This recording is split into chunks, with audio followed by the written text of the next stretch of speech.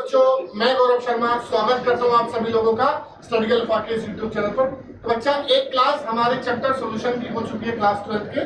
तो lecture number 2 में यानी कि क्लास 2 में हम लोग डिस्कस करेंगे कंसंट्रेशन टर्म्स एंड सॉल्युबिलिटी। ठीक है बेटा, कंसंट्रेशन टर्म्स और सॉल्युबिलिटी हम लोग डिस्कस करने वाले हैं। ठीक है बेटा, देख लेते हैं हम एक बार।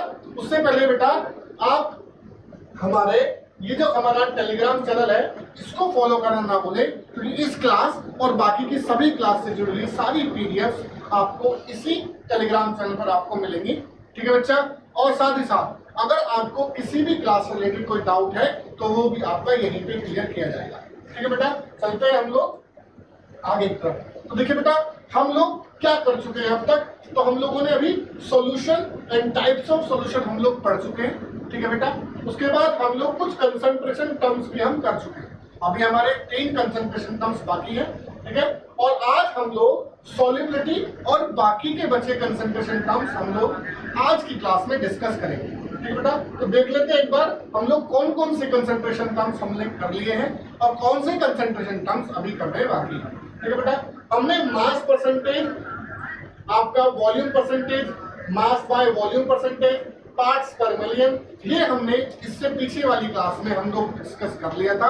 तो आज की क्लास में हम लोग ये 3 कंसंट्रेशन टर्म्स हम डिस्कस करेंगे जो होंगे हमारे mole fraction, molality and molarity. ठीक है बेटा, चलते हैं हम लोग आगे की तरफ, देखते हैं मोल फ्रैक्शन क्या होता है। तो बेटा, मोल फ्रैक्शन के लिए मैं आपको एग्जांपल दूंगा बेटा। एक क्या, मान लीजिए हमारे पास सॉल्ट है। ठीक है बेटा, हमारे पास सॉल्ट है और सॉल्ट को हमने डिसॉल्व किया है वाटर में। ठीक है बेटा, सॉल्ट को डिसॉल्व हमने किया है वाटर में, हमने सॉल्ट को डिसॉल्व किया है। तो देखिए, अगर हमें निकालने हो सॉल्ट के मोल फ्रैक्शन तो उसके लिए हम लोग क्या करेंगे बेटा, सॉल्ट के मोल्स को हम लोग ऊपर लिखेंगे।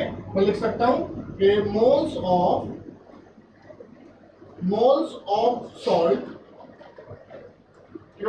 डिवाइडेड बाय, देखिए जो भी दोनों के दोनों कंपोनेंट हैं, जैसे हमारे सॉल्यूशन में 2 ही कंपोनेंट हैं और जितने भी कंपोनेंट हैं उन सबके मोल्स का सम हम लोग नीचे लिखेंगे। तो मैं लिख सकता हूं यहां पे क्या, मोल्स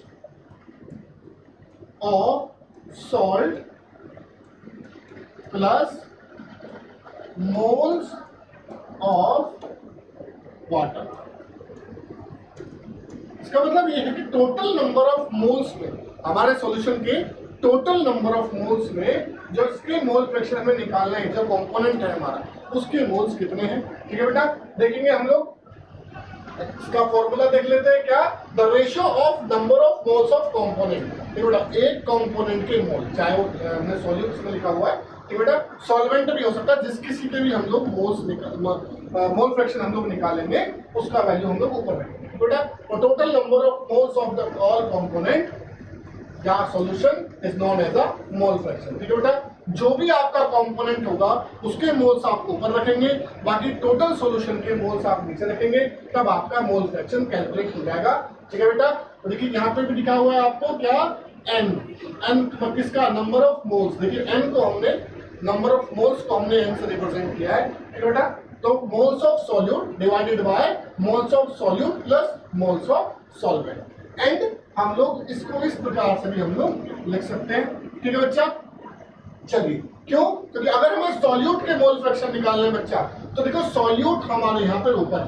ठीक है बेटा, सॉल्यूट के मोल फ्रैक्शन अगर निकालने हैं तो यहाँ पर मोल्स ऑफ सॉल्यूट ऊपर है। ठीक है बेटा, अगर हमें सॉल्वेंट के मोल फ्रैक्शन चाहिए तो बेटा सॉल्वेंट के मोल्स आपका ऊपर है फॉर्मूला। ठीक है बेटा, तो जिसके मोल फ्रैक्शन हमें चाहिए होंगे तो उसके मोल फ्रैक्शन ऊपर, बाकी टोटल नंबर ऑफ मोल्स जो होगा वो डिवाइड में नीचे आ जाएगा। ठीक है बेटा, एक फॉर्मूला इसके भी बेटा याद रखना कि देखिए टोटल जो मोल्स होते हैं सॉल्यूशन के, ठीक है, टोटल जो मोल फ्रैक्शन सॉल्यूशन होता है वो 1 होता है।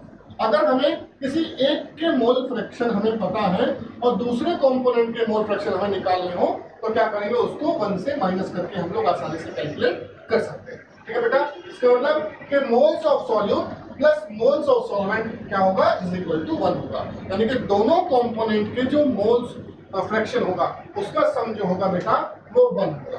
ठीक है बेटा, ध्यान से देखिएगा। देखिए ये जो मोल फ्रैक्शन है ये इस चैप्टर में आपके बहुत काम आने वाला है, काफी सारे न्यूमेरिकल्स में ये यूज होंगे। देखिए बेटा, इसका फॉर्मूला आपको अच्छे से याद रखना है। ठीक है बेटा, चलिए एक क्वेश्चन हम इसका देख लेते हैं क्या। Calculate the mole fraction of sodium hydroxide in the solution containing 10% by mass in water. देखिए by mass in water, water में 10% है, क्या है बेटा 10% सोडियम हाइड्रोक्साइड है बच्चा। सोडियम हाइड्रोक्साइड जो है सॉल्यूशन में 10% है, ठीक है बेटा। चलिए इसको कैसे करते हैं, हम क्या करेंगे बेटा, हम इसमें इसको लेट कर लेते हैं, मान लेते हैं क्या कि टोटल वाटर जो है हमारा, टोटल सॉल्यूशन जो है बेटा हमारा टोटल सॉल्यूशन है वो हमारा 100 ग्राम का, ठीक है। टोटल सॉल्यूशन का मास कितना है हमारे पास 100 ग्राम। अगर हम लोग टोटल मास हम लोग सॉल्यूशन का 100 ग्राम अगर हम लोग मान लेंगे तो उस हिसाब से 100 का अगर हम 10% निकालेंगे तो मास ऑफ सॉल्यूट या कह सकते हैं हम लोग मास ऑफ सोडियम हाइड्रोक्साइड हमारे पास 10 ग्राम आ जाएगा, ठीक है बेटा। तो हम लोग लिख सकते हैं इसमें क्या कि mass of sodium hydroxide NaOH, बेटा NaOH, मास ऑफ NaOH आपका कितना हो गया, ठीक है बेटा 10% है तो आपका हो गया ये 10 ग्राम, ठीक है। किसने बनाया गया सॉल्यूशन, वाटर में बनाया गया, तो बाकी बची क्या होगा बेटा, बाकी बचा आपका वाटर होगा, है ना। तो लिख सकते हैं हम लोग मास ऑफ वाटर, है ना। मास ऑफ वाटर कितना हो जाएगा आपका, ये आपका हो जाएगा 90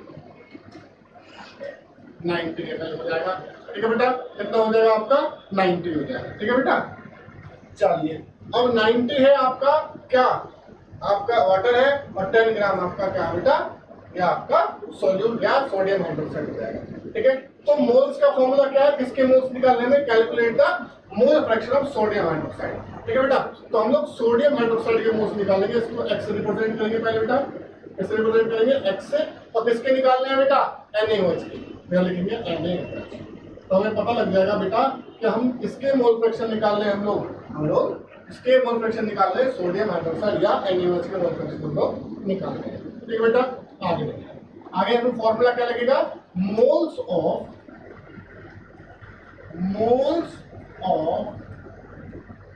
बेटा क्या लगेगा बेटा, मोल्स ऑफ, इसका निकालना बेटा NaOH का निकालना, ठीक है। फॉर्मूला क्या लगेगा हमारे पास, मोल्स ऑफ NaOH बेटा, moles of NaOH divided by moles of NaOH plus moles of H2O, water के मोल्स आपका नहीं चाहिए, जिसका मोल फ्रैक्शन हमें चाहिए उसका मोल ऊपर आ जाएंगे और बाकी टोटल सॉल्यूशन के मोल्स आपके पास नहीं चाहिए, ठीक है बेटा। चलिए निकाल लेते हैं, पहले इसको निकालने के लिए बेटा हमें इनके मोल चाहिए, क्यों, क्योंकि हमें इनका क्वांटिटी दी है 10 ग्राम और 90 ग्राम। चलिए 90 ग्राम ये दिया है और 10 ग्राम आपका हो गया। अब पहले क्या करना होगा हमें, पहले हमें इन दोनों की मोल्स निकालने, ठीक है बेटा। तो मोल्स निकालते हैं, चलिए ये बेटा मोल्स हम लोग कैलकुलेट कर लेते हैं इन दोनों के, ठीक है। यहाँ पे हम लोग पहले मोल कैलकुलेट बेटा कर लेते हैं, चलिए इधर हम लोग कैलकुलेट कर लेते हैं, ठीक है। तो पहले मोल्स निकालते हैं हम लोग NaOH, ठीक है। मोल्स का क्या फॉर्मूला होता है बेटा, मोल्स ऑफ NaOH के मोल्स निकालेंगे, क्या हो जाएगा मास अपॉन मोलिकुलर मास हो जाएगा बेटा, है ना। तो मास हमें कितना के बने, पहले हम मोलिकुलर मास इसका निकाल लेंगे NaOH का, तो देखिए NaOH का निकालेंगे, Na का होगा 23 प्लस 16 प्लस 1, ठीक है। 6 और 1 7 और 3 10 और 2 और 1 3 और 1 4, 40 आपका इसका आ जाएगा, ठीक है। तो मोल्स हम लोग कैलकुलेट करेंगे, मोल्स निकालने के लिए मास कितना है हमारे पास 10 ग्राम और मोलिकुलर मास कितना है हमारे पास 40, 0 से 0 कैंसिल, तो कितना आएंगे 1/4 या कह सकते हैं 0.25, ठीक है बेटा। कितना आ गया 0.25 मोल, ठीक है। अब हम लोग एक मोल्स निकाल लेते हैं वाटर के, तो वाटर के निकालेंगे, यानी कि मोल्स ऑफ वाटर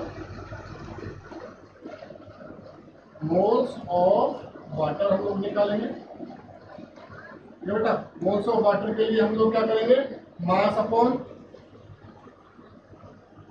इसका मास अपॉन मोलिकुलर मास हम लोग लगाएंगे, ठीक है। देखिए मास अपॉन मास कितना दिया है आपका 90 है बेटा, 90 है ना। और H2O का जब आप निकालेंगे तो H2O का कितना आएगा बच्चा, H2O का आपका आएगा देखिए H2O तो 2 मल्टीप्लाई बाय 1 प्लस 16 कितना है बेटा, है ना 18 आया। तो 18 से डिवाइड करेंगे 18 5 जा 9, ठीक है बेटा। इससे कितना मोल है, मोल है बेटा 5 मोल है, ठीक है। तो अब हम इसको अपने फॉर्मूले में इन वैल्यू को हम लोग फिट कर सकते हैं। कैसे करेंगे, मोल्स ऑफ NaOH क्या होगा हमारे पास, मोल फ्रैक्शन निकालना है किसके, NaOH, ठीक है। तो मोल्स ऑफ NaOH हमारे पास कितने हैं, 0.25 डिवाइडेड बाय, ठीक है। मोल्स ऑफ NaOH हमारे पास कितने हैं, 0.25 plus 0.25 plus moles of H2 हमारे पास कितने हैं 5। चलिए सॉल्व कीजिए, सॉल्व करने पर आएगा 0.25 डिवाइडेड बाय 5.25, ठीक है बेटा। 5.25 हो गया, आप पॉइंट से पॉइंट हटा लेंगे पहले, ठीक है बेटा। पॉइंट से पॉइंट हटाने के बाद ये आपका आ जाएगा 25 अपॉन 525, ठीक है बेटा। चलिए काटते हैं, 25 बन जा 25, 25 टू जा 50, बचा 2 कैरी, तो कैसा 25 हो जाएगा, कितने में आ जाएगा 25 बन जा, ठीक है बेटा। कितना आंसर है आपका, आपका आंसर इसमें आ गया है कितना बेटा 1/21, ठीक है बेटा 1/21 आपका। देखिए ऐसा यूनिट इसका क्या होगा बच्चा, ये क्या था मोल्स का, ये भी मोल्स है, वैसा यूनिट इसका नहीं होगा, ठीक है। तो 1/21 हम लोग डिवाइड करके देख लेते हैं, डिवाइड करेंगे तो कितना आएगा बच्चा, डिवाइड हम लोग यहाँ कर लेते हैं, ठीक है ना।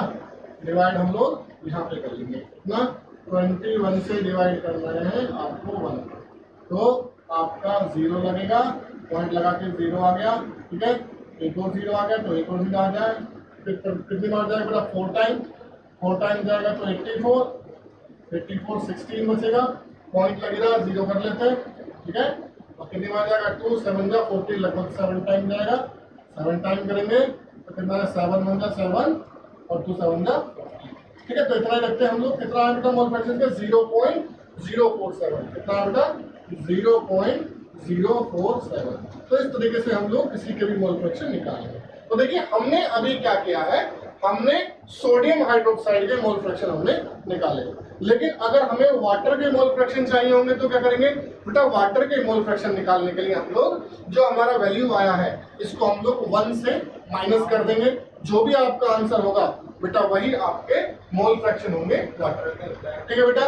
चलिए आगे देखते हैं, आगे हम देखेंगे मोलैलिटी, बेटा मोलैलिटी हम लोग देखेंगे, मोलैलिटी में हम लोग क्या जानेंगे बेटा, मोलैलिटी में देखेंगे कि एक सॉल्यूशन में अगर मैं 100 ग्राम ऑफ सॉल्यूशन लूं तो उसमें हमने कितने मोल्स किसी सब्सटेंस को घोला है, वो उसका मोलैलिटी हो जाएगा, ठीक है बेटा। देखते हैं हम लोग, the number of moles of solute present in a 1 litre, देखो 1 लीटर में हम लोग कितने नंबर ऑफ मोल्स को हम लोग घोलते हैं, ठीक है।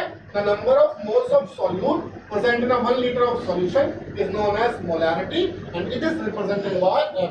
ऐसे रिप्रेजेंट करेंगे बेटा कैपिटल M से and express in mole per litre या मोल लीटर की पावर -1, ये इसका ऐसा यूनिट हमारे पास हो जाएगा, यूनिट हम लोग इसका ये लिखेंगे।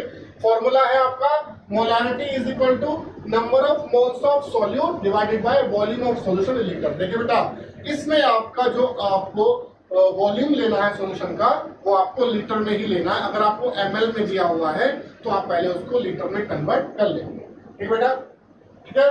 अब नीचे हमने क्या किया है, नीचे हमने नंबर ऑफ मोल्स का फॉर्मूला हमने खोल दिया है, क्या mass of solute upon molar mass of solute, ठीक है बेटा। मास ऑफ मोलर मास हो गया और उसके बाद वॉल्यूम ऑफ सॉल्यूशन अगर आपके पास ml में है तो क्या करेंगे ऊपर हम लोग 1000 का मल्टीप्लाई कर लेंगे तो आपका क्या हो जाएगा मोलैलिटी आपका निकल आएगा, ठीक है बेटा। समझ में आ गया सबको। देखिए बेटा हम इसका एक क्वेश्चन और कर लेते हैं बच्चा, क्या calculate the molality of the of solution containing 0.4 moles of NaOH in 100 ml total volume of solution, ठीक है। टोटल वॉल्यूम कितना है आपका 100 ml है, देखिए ml है, पहले हमें इसको चेंज करना पड़ेगा किसमें, लीटर में हमें चेंज करना पड़ेगा, अगर लीटर में चेंज नहीं करते हैं तो हमें ऊपर 1000 का मल्टीप्लाई करना पड़ेगा, ठीक है। टोटल वॉल्यूम ऑफ सॉल्यूशन, ठीक है। तो आपको सॉल्यूट कितना दिया है, आपको 0.4 मोल दिए, तो बेटा मोलैलिटी का फॉर्मूला क्या था हमारे पास mole capital M is equal to moles of solute, है ना, मोल्स ऑफ सॉल्यूट, ठीक है बेटा, moles of solute divided by कितना, volume of solution in litre, volume of solution किसमें, इन लीटर, भैया लीटर में लेना है, इसमें लीटर में लेना है बच्चा। तो देखिए करते हैं हम लोग उसको, मोल्स कितने दिए हमें, 0.4 हमें मोल्स दिए, ठीक है बेटा, कितना दिया हुआ है 0.4, तो लिखे लिख लेते हैं 0.4। वॉल्यूम कितना दिया टोटल आपको 100 ml, बेटा 100 आपको ml दिया, इसको लीटर में चेंज करने के लिए मल्टीप्लाई बाय 1, लीटर में चेंज हो गया, ठीक है। सॉल्व कर लेंगे, सॉल्व करेंगे, 0 से 0 कैंसिल, ये 0 से 0 कैंसिल, ठीक है, 10 का मल्टीप्लाई करेंगे तो आपका आंसर आएगा आपका 4, ठीक है, कितना आएगा 4, क्या आएगा सर, मोल पर लीटर, क्या करेंगे हम लोग, मोल पर लीटर, ठीक है बेटा, कितना है मोल्स आपका, जो कैपिटल एम है वो कितना आया 4 मोल्स पर लीटर, ठीक है बेटा। इस तरीके से हम किसी की भी आपका मोलैरिटी को आप आसानी से निकाल सकते, ठीक है बेटा। अब तक मोलैरिटी, देखिए मोलैरिटी और मोलैरिटी में एक छोटा सा डिफरेंस है, जहां पर हम लोग वॉल्यूम लेते थे ml में, है ना बेटा, जहां पर हम लोग वॉल्यूम लेते थे ml में, मोलैरिटी में, वही हम लोग मोलैरिटी में जो सॉल्यूशन जो है वो हम लोग ग्राम या किलोग्राम में लेंगे, ठीक है बेटा, ग्राम और किलोग्राम में हम इसको लेंगे, ठीक है बेटा।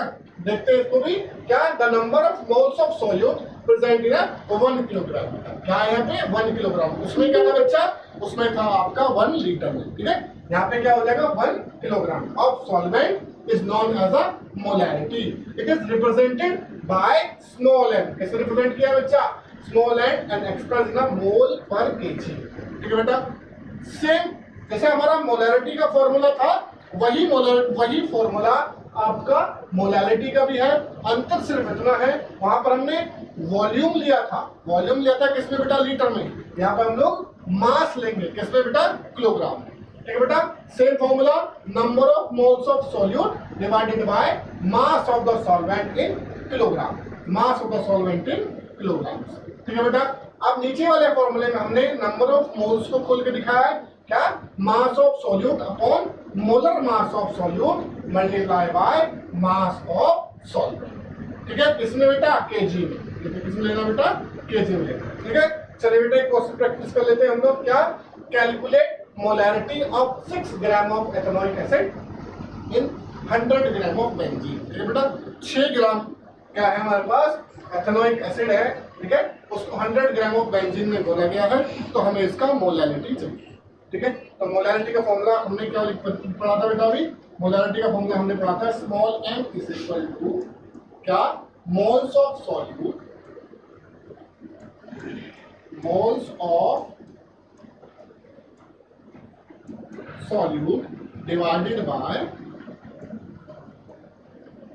मास ऑफ क्या, सॉल्यूशन, किसमें बेटा, केजी, किसमें लेना है हमें, केजी में। देख लेते हैं इसको एक बार, देखिए, number of moles of solute and mass of solvent in kilogram, ठीक है बेटा, mass of solvent in kilogram, तो देखिए mass of solvent, mass of solvent,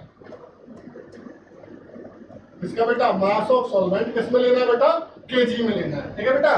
तो देख लेते हैं हम लोग, पहले मोल्स देख ले कितने हैं, आपके पास मोल्स नहीं है, क्या है इस बार आपके पास ग्राम में दिया हुआ है एथेनॉइक एसिड, पहले हमें इसको मोल कैलकुलेट करने पड़ेंगे। तो मोल कैलकुलेट करने के लिए बेटा पहले हमें क्या करना पड़ेगा, हमें इसका मोलर मास चाहिए, क्या चाहिए बच्चा, हमें इसका मोलर मास चाहिए। तो देखिए देख लेते हैं मोलर मास इसका क्या है, CH3, देखिए बेटा हम लोग उसका मोलर मास हम लोग देख लेते हैं, जो क्या है बेटा CH3COOH, इसका फॉर्मूला हमें गिवन है, क्या है बेटा CH3COOH, तो CH3COOH, ये इसका फॉर्मूला आपको गिवन है, ठीक है बेटा। हम क्या निकाले, इसका मोलर मास हम लोग निकालना है।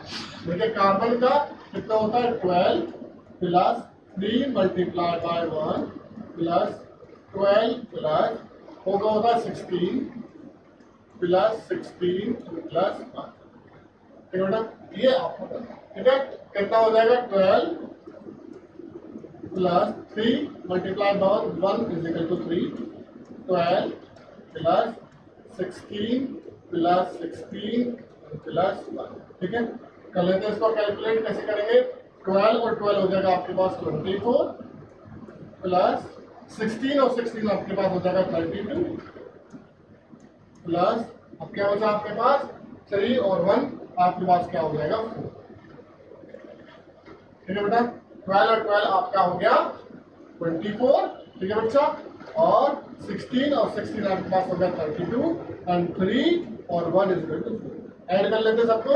क्या करेंगे? 4 और 2 6, 6 और 4 कितना हो जाएगा? 10, 10 का 0 1 कैरी, और 3 और 2 5 और 1 कैरी वाला कितना हो गया 6। तो बेटा कितना आ गया इसका मोलर मास? 60 आ गया। कितना आ गया बच्चा? 60 आ गया। अब हम लोग इसको मोल्स कैलकुलेट कर लेते हैं। तो मोल्स हम लोग कैलकुलेट करेंगे। तो मोल्स का फॉर्मूला हमारे पास क्या है? Moles is equal to mass upon mole mass. ठीक है बेटा, हम लोग कर लेते हैं। तो मास हमें कितना गिवन है इसमें? 6। कितना गिवन बेटा? 6 ग्राम है।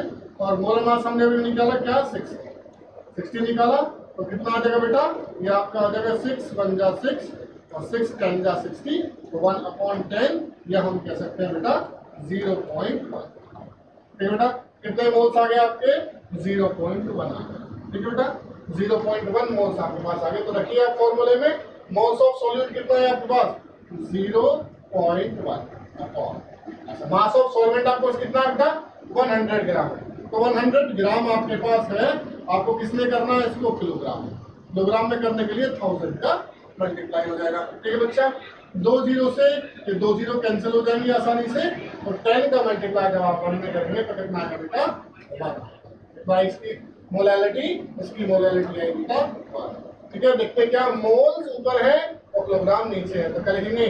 Moles per KG. ठीक है बेटा, तो क्या आ जाएगी इसके आपके पास? आपके पास आ जाएगी इसकी मोलैलिटी।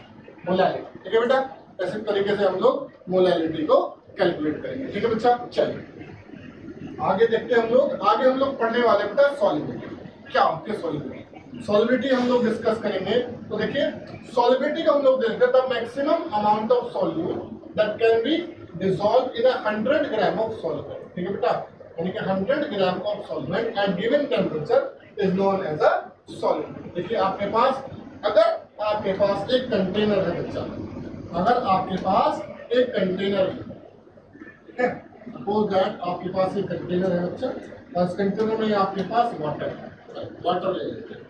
आपके पास क्या है इस कंटेनर में बच्चा? इस कंटेनर में आपके पास वाटर है बच्चा, और इस वाटर में हमें कोई सॉल्यूट को डिसॉल्व करना है। ठीक है बेटा, चलिए हम लोग देख लेते हैं कि हम लोग इसमें सॉल्ट भी डिसॉल्व कर रहे हैं सर। ठीक है, हम लोग इसमें सॉल्ट डिसॉल्व कर रहे हैं। चलिए ये रहा, हमने क्या किया है इसमें? सॉल्ट डिसॉल्व किया। ठीक है बेटा, तो ये क्या है बेटा? वाटर है। ठीक है बच्चा, क्या है ये है आपका वाटर। ठीक है, और वाटर कितना है बच्चा? वाटर आपके पास 100 ग्राम। कितना है बेटा? वाटर आपके पास 100 ग्राम। तो हमें देखना ये है बच्चा कि इस 100 ग्राम ऑफ वाटर में हम लोग सॉल्ट की कितनी मात्रा को, यानी कितना ज्यादा सॉल्ट हम लोग इसमें डिसॉल्व कर सकते हैं बच्चा, कितना ज्यादा सॉल्ट हम इसमें डिसॉल्व कर सकते हैं। यानी कि एक कंडीशन ऐसा आएगा कि अगर हम इसका टेम्परेचर नहीं बढ़ाते हैं, टेम्परेचर हम लोग नहीं बढ़ाते हैं, टेम्परेचर और प्रेशर को अगर हम नॉर्मल रखते हैं, ठीक है, तो आपका क्या होगा ऐसी कंडीशन में? ऐसी कंडीशन में एक समय ऐसा आएगा कि ये इसमें घुलना बंद हो जाएगा। ठीक है, इसमें घुलना बंद हो जाएगा। तो वही इस सॉल्यूशन, इस 100 ग्राम ऑफ सॉल्यूशन की सॉल्युबिलिटी कहलाएगी। ठीक है बेटा, यही कहना चाह रहे हैं हम लोग क्या? The maximum amount of solute that can be dissolve in 100 gram of solute at a given temperature is known as its solute. ठीक है बेटा, अगर हम लोग क्या करें? गिवन टेम्परेचर पे 100 ग्राम ऑफ सॉल्वेंट में जितना मैक्सिमम अमाउंट में हम लोग सॉल्यूट को घोल सकते हैं, वो उस सॉल्वेंट की क्या कहलाएगी? सॉल्युबिलिटी कहलाएगी। ठीक है बेटा, आगे हम लोग देख लेते हैं। हम लोग देखते हैं सैचुरेटेड सॉल्यूशन क्या होता है बच्चा। सैचुरेटेड सॉल्यूशन को हम लोग डिस्कस करते हैं। दोबारा से मैं वही एग्जांपल लूंगा बेटा। देखिए हम लोग दोबारा से ले लेते हैं एक एग्जांपल। क्या? हमने कंटेनर लिया बच्चा, और इस कंटेनर में हमने क्या किया? वाटर ले लिया, एक गिवन अमाउंट का वाटर हमने ले लिया। ठीक है बेटा, हमने इसका किया, इसमें वाटर हमने ले लिया, ठीक है बच्चा, हमने वाटर इसमें ले लेते हैं और उसके बाद हम लोग इसमें क्या ऐड करेंगे, सॉल्ट या शुगर हम लोग ऐड करते हैं, ठीक है बेटा, सॉल्ट या शुगर हम लोग ऐड करेंगे। मान लीजिए हमने सॉल्ट इसमें ऐड कर रहे हैं बच्चा, तो सॉल्ट इसमें ऐड करेंगे, क्या करेंगे बेटा, सॉल्ट इसमें ऐड करेंगे। तो ऐड करने के बाद अगर हम इसका टेम्परेचर नहीं बढ़ाते, टेम्परेचर अगर हम वही रखते हैं जैसे है, ना इसको बढ़ाएंगे ना इसको घटाएंगे, तो अगर हम 1 चम्मच हम लोग सॉल्ट डालेंगे या शुगर डालेंगे, उसको घोलेंगे तो घुल जाएगा, 2 चम्मच डालेंगे वो भी घुल जाएगा, 3 चम्मच डालेंगे वो भी घुल जाएगा, 4 चम्मच डालेंगे तो वो घुल जाएगा। लेकिन एक ऐसी कंडीशन आएगी, एक ऐसा कंडीशन आएगा बच्चा जिसमें कि जो सॉल्यूट हम लोग घोल रहे हैं या जो सॉल्ट या शुगर हम लोग घोल रहे हैं, एक कंडीशन ऐसा आएगा ये उसमें घुलना बंद हो जाएगा, ठीक है बेटा, ये उसमें घुलना बंद हो जाएगा। और जब वो ऐसा सॉल्यूशन बनेगा जिसमें और ज्यादा सॉल्यूट हम लोग नहीं घोल सकते हैं, तो ऐसे सॉल्यूशंस को हम लोग सैचुरेटेड सॉल्यूशन कहते हैं, ठीक है बच्चा, जिसमें हम लोग और ज्यादा सॉल्यूट ना घोल पाए, ठीक है, बिना टेम्परेचर एंड प्रेशर चेंज किए, ठीक है, तो हम लोग ऐसे सॉल्यूशन को हम लोग सैचुरेटेड सॉल्यूशन कहते हैं, ठीक है बेटा। देखिए डेफिनेशन क्या है, a solution in which no more solute, देखिए a solution in which no more solute can be dissolved at the same temperature is known as a saturated solution, ठीक है, उसी सेम टेम्परेचर पे जब हम और अधिक मात्रा में सॉल्यूट को डिसॉल्व नहीं कर पाते हैं बच्चा, जब हम उसी टेम्परेचर पे सॉल्वेंट में और अधिक सॉल्यूट को डिसॉल्व नहीं कर पाते हैं, तो ऐसे सॉल्यूशन को हम लोग सैचुरेटेड सॉल्यूशन कहते हैं, ठीक है बेटा। आगे हम लोग देख लेते हैं अनसैचुरेटेड सॉल्यूशन, ठीक है बेटा। अनसैचुरेटेड सॉल्यूशन क्या होगा, जब तक हम सॉल्यूट को उसमें घोल रहे हैं तब तक बेटा वो अनसैचुरेटेड सॉल्यूशन ही, ठीक है बेटा। देख लेते हैं ये ना, a solution which can dissolve more amount of solute at the same temperature as known as unsaturated solution, ठीक है बेटा। जब तक सॉल्यूट आपका घुल रहा है, ठीक है, जब तक सॉल्यूट आपका घुल रहा है इस पे सेम टेम्परेचर पे, तब तक वो आपका अनसैचुरेटेड सॉल्यूशन रहेगा, ठीक है बेटा। जब तक वो आपका उसमें सॉल्यूट घुल रहा है तब तक वो आपका अनसैचुरेटेड सॉल्यूशन ही रहेगा, ठीक है बेटा। चलिए आगे देख लेते हैं आपका सुपर सैचुरेटेड सॉल्यूशन।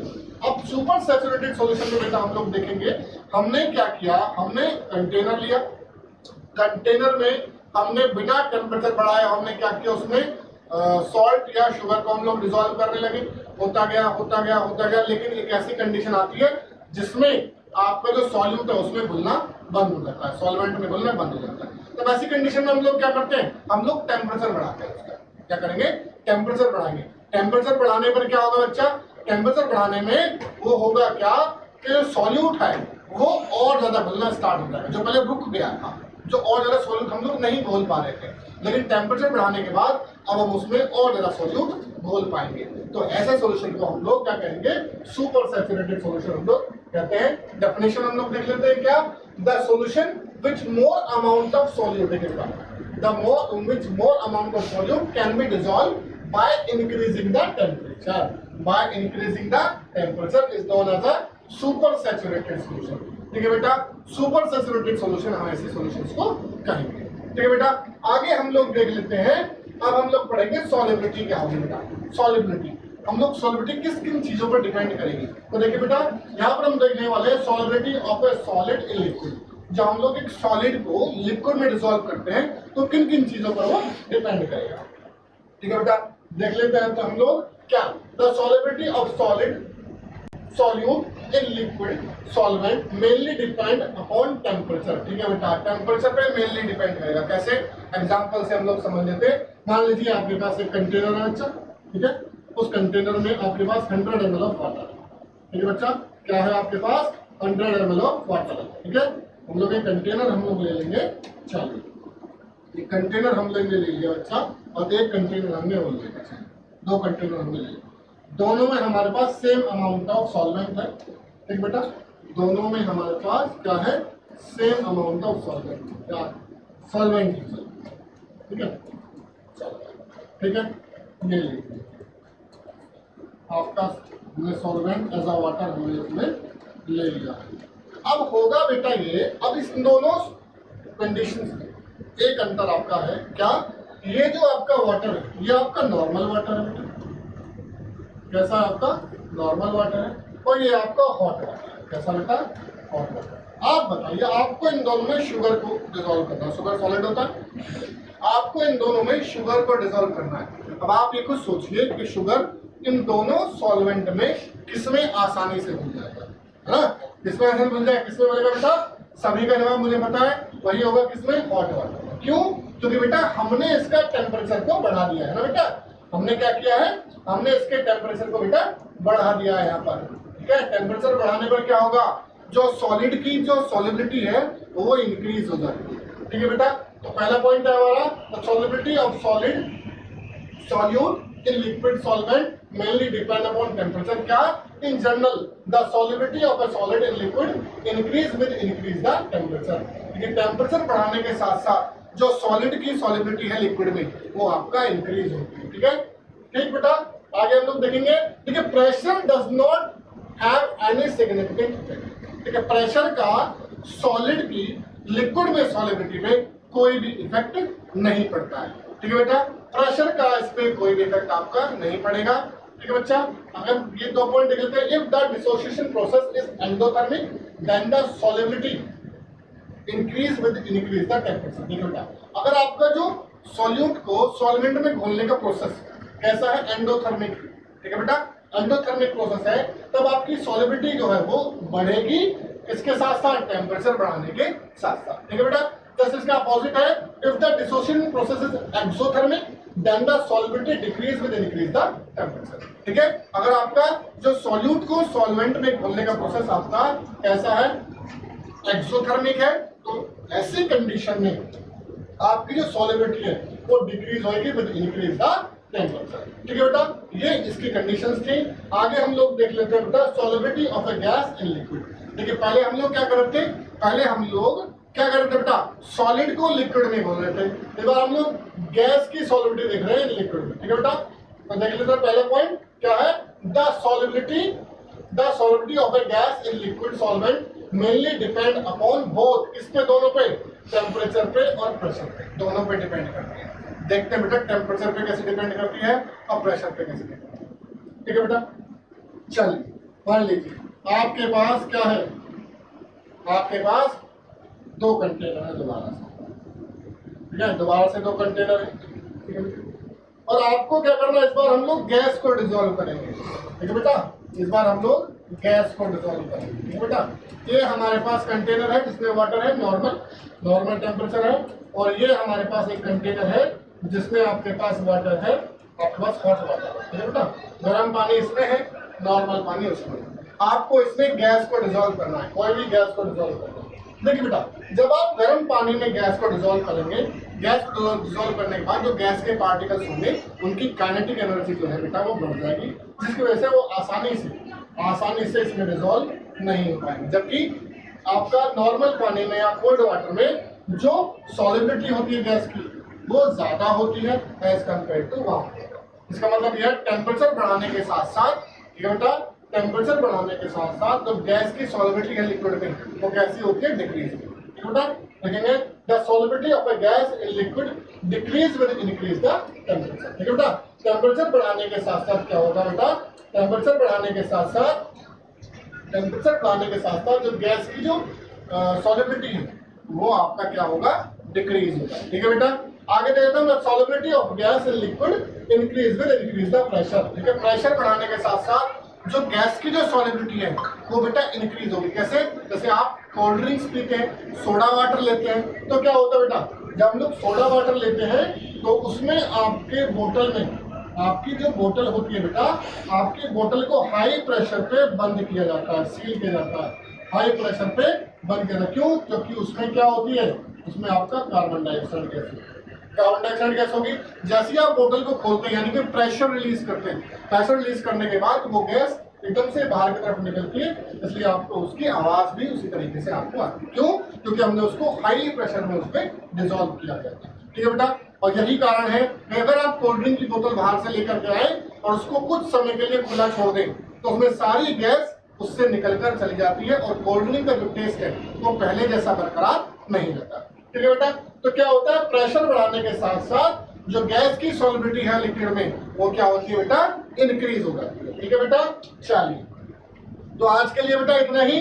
तो अगर हमारी क्लास आपके लिए हेल्पफुल हो तो हमारी क्लास को, हमारे चैनल को लाइक और सब्सक्राइब करना ना भूलें बेटा। सब्सक्राइब का आपका ये रहा, ठीक है। सब्सक्राइब करना ना भूलें किसको, स्टडी अल्फा को, ठीक है। स्टडी अल्फा को जो आपके बोर्ड एग्जाम में अच्छे मार्क्स लाने में काफी हेल्पफुल साबित होगा, ठीक है बेटा। तो मिलते हैं हम लोग अपनी अगली वीडियो में, तब तक के लिए बने रहिएगा हमारे YouTube चैनल स्टडी अल्फा के साथ। तब तक के लिए आपके पास नमस्कार।